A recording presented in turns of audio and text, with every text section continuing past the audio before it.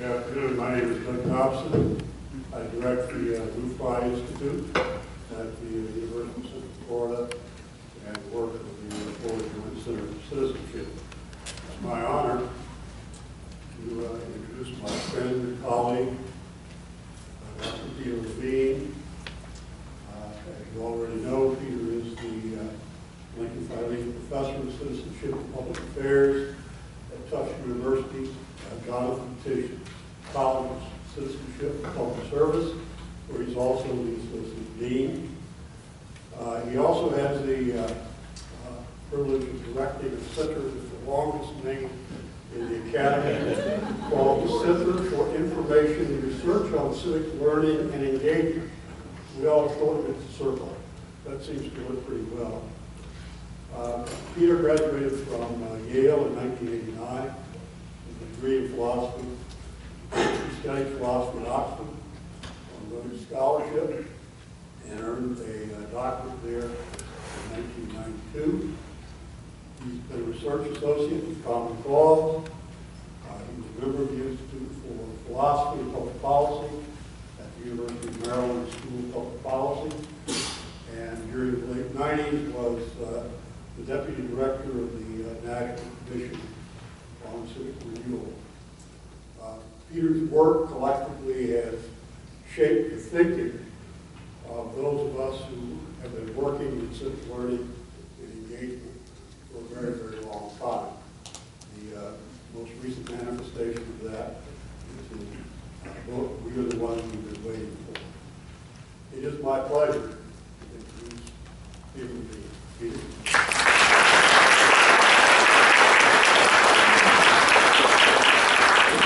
Thanks, Doug. That was very nice. And since Doug didn't get an introduction, if you don't realize, he's really the leader of civic education in the state, and I've actually been spending quite a lot of time in this state because of that, because under your Sandra Day O'Connor Civic Education Act, you are blazing a trail, actually, that the rest of the country is watching in the domain of civics.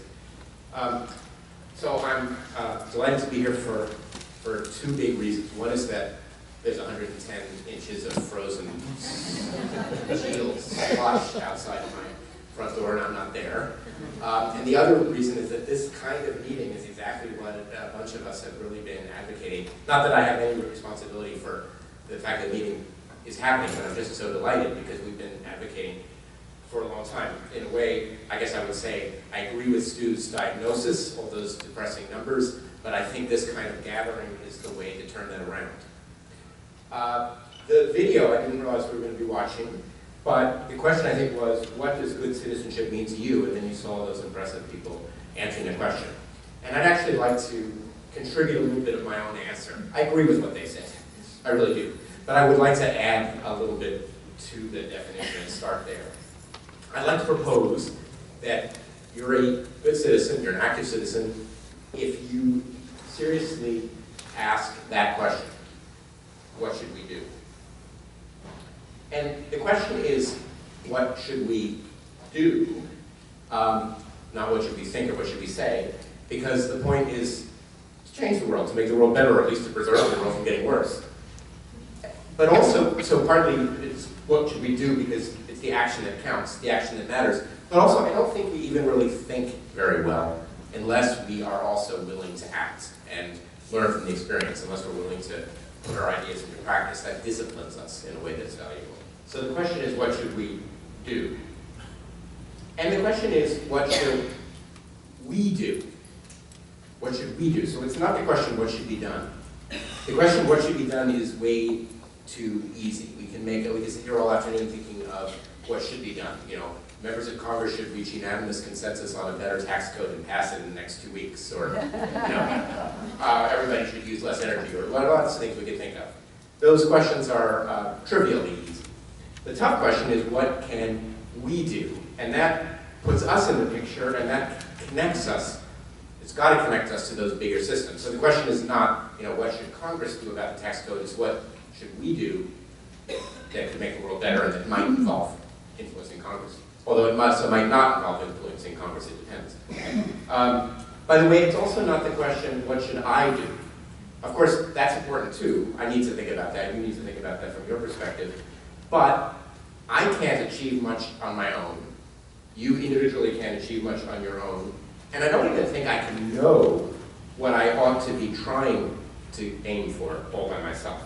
I have to work with you, listen to you, think with you in order to decide what we should do. And the question is, what should we do?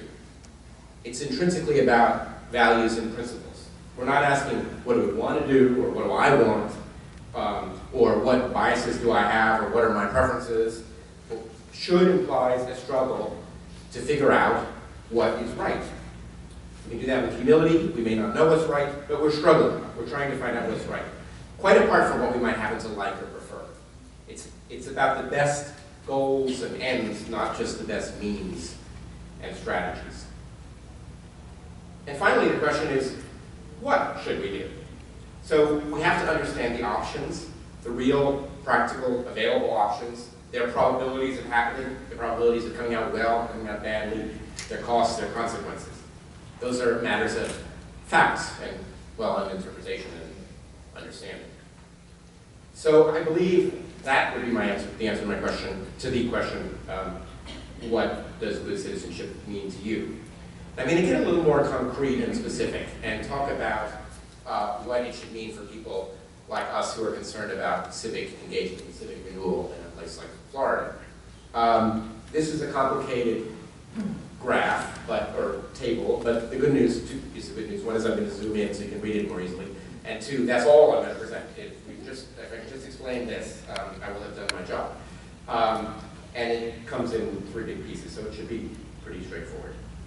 So in the middle here is a theory of what we should do every day as citizens in our community. But you'll notice I link that to the consequences and to what we might expect could bring about this kind of citizenship. I claim that if you put together those 3 things, deliberation, collaboration, and civic relationships, then you are being a good and effective citizen on a day-to-day basis. So let me break those down a little bit. Deliberation, collaboration, and civic relationships. Let's start with deliberation. First of all, I think that good citizens do deliberate. Notice that room is not so unlike this room.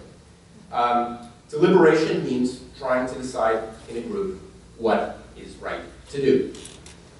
By talking and listening to people who are different from ourselves, we learn, we enlarge our understanding, we check our own values, strategies, facts with other people, we form ideas about things we didn't even think about before, and we make ourselves accountable to our fellow citizens.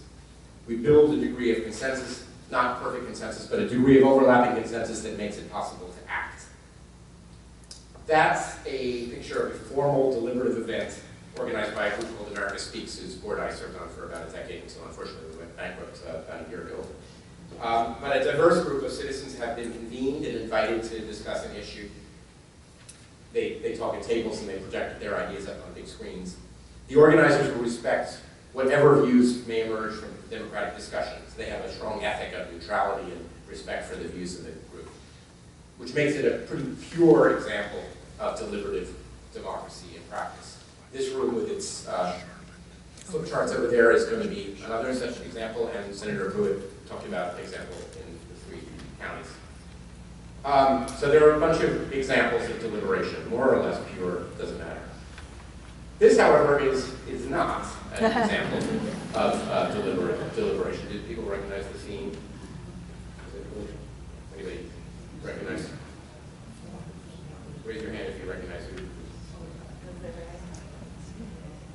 No people raise their hand, but that's Senator Specter being instructed about his position on the healthcare bill.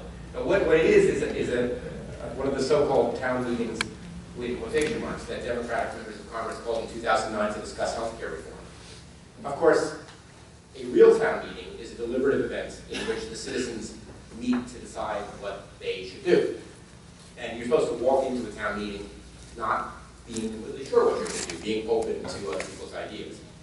These so-called town meetings were actually speeches in favor of Obamacare as it happens, followed by opportunities for citizens to line up one by one behind a microphone and say what they thought.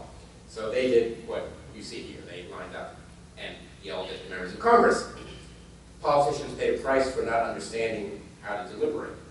And I really show this picture just to point out how, across our whole culture, how weak our practices and understanding of deliberation have become, that people will call something like this a town meeting and then not understand how to make it better, even though it would have been very much in the senator's interest not to have been yelled at that way. So I'm in favor of real deliberations. I'm glad we're going to be doing that here. I spent some time trying to study and advocate them, but I don't think that deliberation is enough. Talking without ever acting is pretty empty. You can say almost anything without learning from the results that are affecting the world. So deliberation is most valuable when it's connected to work. When citizens bring their experience of making things, building things, doing things into the discussion, where they take ideas and values from the discussion back into their work. And by work, I really mean, in part, paid work, day-to-day work in the office, in the factory. At least sometimes we should be parts of groups that talk about what we're going to do, then actually do what we have talked about doing, then reflect on the experience, holding ourselves accountable for the results. That is a photo of young people in an AmeriCorps program. If the program is well designed, which many are and some aren't, but many are, they will combine some deliberation with their actual work. They'll talk about what that wall is for, and why it's there, and where else it could be. In the United States, about a quarter of the adult population reports doing volunteer service any year. Half of us say we belong to some kind of voluntary association. So we are pretty busy working together.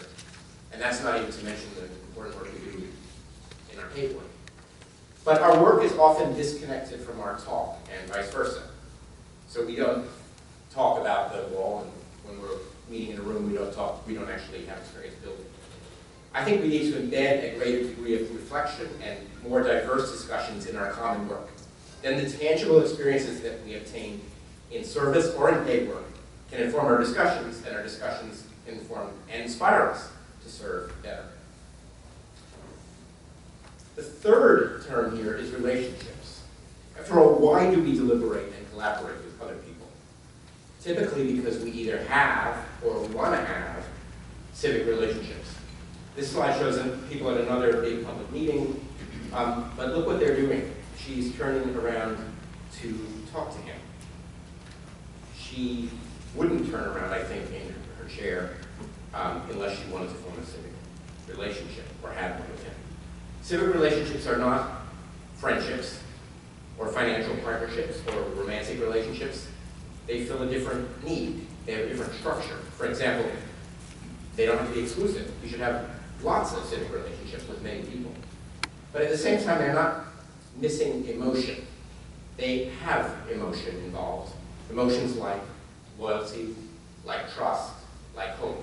Again, I don't think she would turn around in her chair if she had no loyalty, trust, or hope for the person behind her. Working and talking with fellow citizens builds and strengthens civic relationships, and those are scarce but renewable sources of energy and power for our community. Now, in the strangest slide of the afternoon, I want to talk just a little bit about how people think when they deliberate, act collaboratively, and form civic relationships. And you certainly aren't going to know what that means until I tell you, which I'll do in a couple of paragraphs. I think that each of us has ideas about public issues. They connect, and those ideas connect to each other in our minds. For instance, as a parent, I might support hiring an extra special education teacher at a neighborhood school. That's an idea. And I might have a particular view of what good education means or what equality means for children. So those ideas connect in my mind, forming a network. Special education connects to equality, connects to what I think good education is. I might also love a particular child, and that emotion connects to my support for hiring an extra teacher. So in my head is a kind of network of ideas. What you're looking at is the network of all the moral ideas reported by a class of my undergraduate students last year. Each student told me some important ideas and connected the ideas of his or her own that seemed to be linked together. I put all the ideas on one plane. In some cases, 2 or more students had chosen the same idea, so then I showed them those students as being connected at that point. And so each of these colors shows a different student. What I'm trying to display is that moral thinking about what we should do, is social. Because we learn from other people and we check our ideas against others. So each idea in my network is shared with other people, even if they also disagree with me about other things. I would propose that some people have developed, at this point in time, better networks than other people. And the difference is that their networks allow them to collaborate, form relationships, and deliberate better with other people. It's actually worth thinking about your own moral network map, your own collection of beliefs and links among them, and asking, and you can literally do this, you can sit there and think of the ideas you have and how they connect, and ask whether that map makes you a fully constructive participant in civic life. I'm sure it does, but there's room for improvement for all of us. So let me suggest a few criteria. I think your map should not depend on just a few non-negotiable principles or foundational beliefs. It's fine for you to hold those beliefs. They may be religious convictions, they may have other kinds, they may be scientific beliefs, whatever. Or moral claims like justice is equality or whatever. It's completely fine for you to have those beliefs, but if every conversation immediately takes you back to the same belief, and you can't negotiate about it, then it's impossible to reason with you. Your map can have some fixed points, but you've got to have other paths around it. Although you shouldn't always come back to the same ideas, constantly returning to them, it is helpful to have some beliefs that matter disproportionately to you. Those constitute your character or your identity. I think you should have more beliefs rather than fewer. Tell me if you agree from your own experience, but I find it's easier to converse and deliberate and relate to someone who has a lot of interests, commitments, and ideas, because each one is a point of contact for me. Such a person is like an organic molecule with lots of surfaces for other molecules to bond onto, instead of an isolate. But here I get back to the more mainstream part of this talk. Above all, I think your network should be constantly informed, enriched, and challenged by your shared experience with other people. Your personal ideas may be partial, they may be biased, certainly mine are, so we have to check them with other people. That's the role for deliberation. But even a diverse group can agree on unrealistic and harmful ideas unless they try them out in practice, see what happens, reflect on the results. That's the importance of collaboration. And in exploring one another's moral networks, we form fuller, richer, and more valuable civic relationships. So, that takes us back to the definition again. Good citizenship is deliberation, collaboration, and relationships. What's so valuable about it, though? Why do we need it? This is where I expand my diagram to show what it points to. Civic engagement, I think, makes government work better. Civic engagement improves our communities directly without even actually needing government. And the result is better human lives, greater safety, prosperity, and freedom. We can call that, put together, social justice. Lots of evidence shows that that arrow holds, that if people are deliberate, collaborate, and have civic relationships, we get better government, stronger communities, social justice. Several of the previous speakers already talked about that. I want to just give you some very quick examples. There's a very distinguished Harvard sociologist named Robert Sampson who wrote a book 2 years ago. He finds, that's a map of Chicago. He finds that Chicago neighborhoods where residents are organized and active have much better results than neighborhoods where citizens are disorganized and passive, completely separate from race and income. In the more active neighborhoods, people are healthier, safer, graduate from school better, stay out of jail more, they literally live longer. That's the map of Chicago, actually, not from the book, but from the New York Times, showing poverty, homicides, and the degree to which neighbors are organized and active. A New York Times reporter named Benedict Carey used Sampson's analysis to make it kind of come alive with a good article about the Chatham neighborhood in Chicago on the southwest side.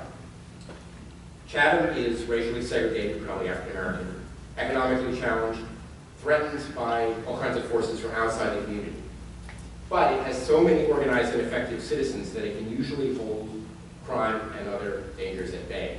It has more than 100 block groups, citizen volunteers who monitor the tightness of neighborhood lawns, garbage and noise, and organize events, quoting from the New York Times. Now, zooming in even further, this is a Chicago police officer and a Iraq War veteran, a civic leader named Thomas Wortham IV. While, I think I might have heard someone sounded like they recognized him. While off duty one night, actually having just done an East Coast tour on behalf of Iraq War veterans causes, he was visiting his parents' house in Chatham, and he was shot to death. So that was a terrible tragedy, a human, individual, and family tragedy that nothing can redeem. But the reason I tell this story is because Chatham residents immediately took action doing what they do. That killing was not only a tragedy that they felt personally, but it was a threat to their reputation and order of their community.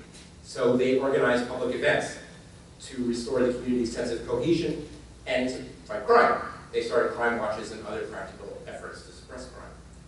The reason it's particularly newsworthy is that literally no crimes at all, 0 crimes, were reported to the Chicago Police Department for 3 months in the vicinity of Officer Wortham's murder.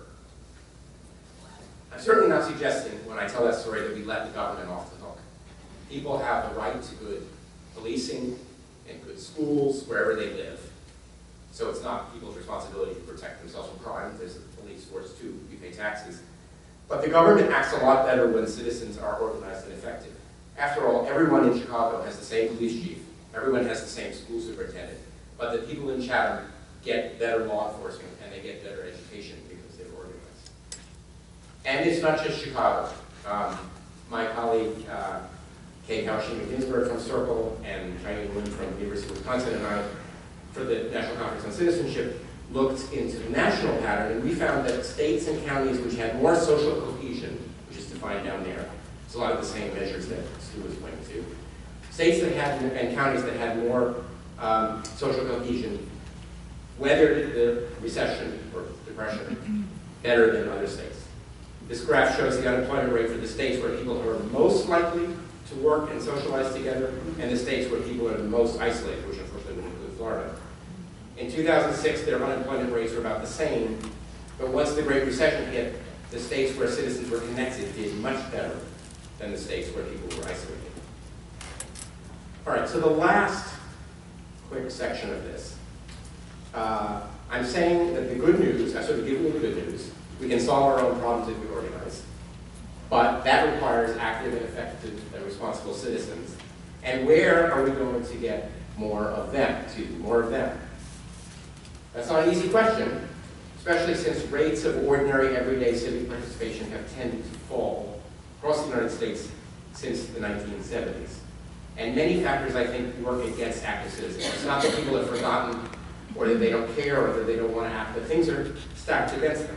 Our political system is organized on the whole to favor highly professional, well-funded interests rather than ordinary citizens of any ideological background. Our schools and colleges offer mostly inadequate civic education. It goes, that which we offer tends to go to the most advantaged students, not the less advantaged students. And we tend to emphasize only the factual knowledge and not things like deliberation, collaborations, and civic relationships.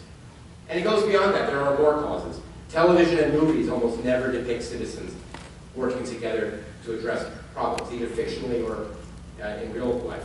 They only show either lone heroes solving problems all by themselves or apolitical groups of friends. Reporters overlook all the excellent examples of citizens solving problems because they don't see that as news, while they relentlessly cover competition among professional politicians. So much is stacked against us. But although you wouldn't know it from the typical cable news broadcast, citizens actually are working on demanding, sophisticated, locally effective forms of civic engagement, and that's certainly true in Florida. In my book, I estimate that 1 million Americans are involved in such work each year. So these are people who are 1 million, I'm saying, and these are people who don't, go to a meeting. A lot more people than that go to a meeting. These are people who help to organize the meeting. These aren't people who vote. Many more people vote. These are people who are engaged in voter education. So these are people who are opening the door to other people. And I get that number, the million, by adding up the people who are known to be involved in a bunch of civic practices, which, some of which I list here, and some of which I hope you will see yourself reflected in. Ranging from engaged universities that work with their communities to civic media, meaning all kinds of news and information media that is produced at least in part by citizens. And we could add to the list. Protecting watersheds, for example, was an example that Senator Pruitt mentioned and I will list. So all these citizens have something in common. They see the need for citizenship. They're building impressive practices and models. That's why they're working so hard on it. But their work remains scattered and local because it's so widely overlooked. Our most powerful institutions have to begin to encourage and not frustrate their work. That will take a movement for civic renewal that requests or asks for, or pushes for, or if necessary, demands reforms in governments, in education, and in media to make citizenship flourish again. So this is what I tell everybody, this is my last paragraph. If you're not doing civic work, you should think about getting involved. But I'm sure almost everyone in this room, and anyone who ever listens to me speak anywhere, is doing some civic work. So, next sentence is more applicable. If you are already an active and effective citizen, you need to connect with other people who are also active. Even if they work on different issues or come from different communities, they share your interest in restoring active citizenship. It's time to sit down with them to discuss how to change the policies, the laws, the cultural norms, the funding streams, the media coverage that we need so that all kinds of citizen work can flourish and prosper again. That will begin a movement of active citizens, which is the only thing that can address our nation's most serious problems. I think that's what we're gathered here to do in the next 2 days, so I can't wait to hear our comments. Thank you.